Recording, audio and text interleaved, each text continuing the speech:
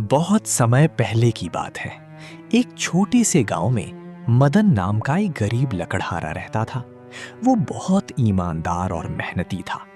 हर रोज वो जंगल में जाकर सूखी लकड़ियां काटता और उन्हें बाजार में बेचकर जो पैसे कमाता, उसी से अपने परिवार का पेट पालता था।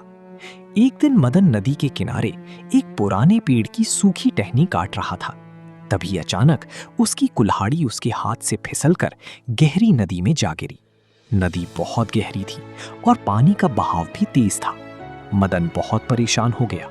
वो सोचने लगा कि अब वो लकड़ियां कैसे काटेगा और अपने बच्चों को क्या खिलाएगा।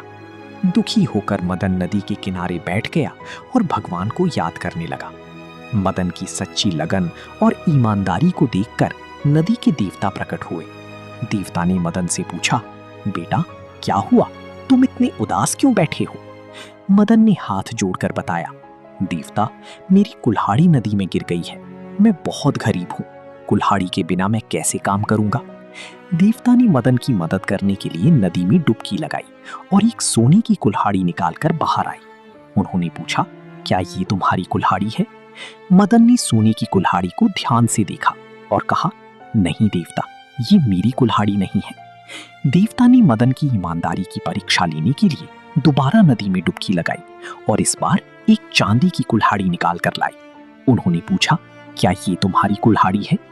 मदन ने फिर से सिर हिला दिया और कहा, नहीं देवता, ये भी मेरी कुल्हाड़ी नहीं है। देवता मुस्कुराए और तीसरी बार नदी में उतरे। इस बार जब वे बाहर आए तो उनकी हाथ में लोहे की एक साधारण सी कुल्हाड़ी थी। मदन की आंखें खुशी से चमक उठी। उसने कहा, हाँ देवता, यही मेरी कुल्हाड़ी है।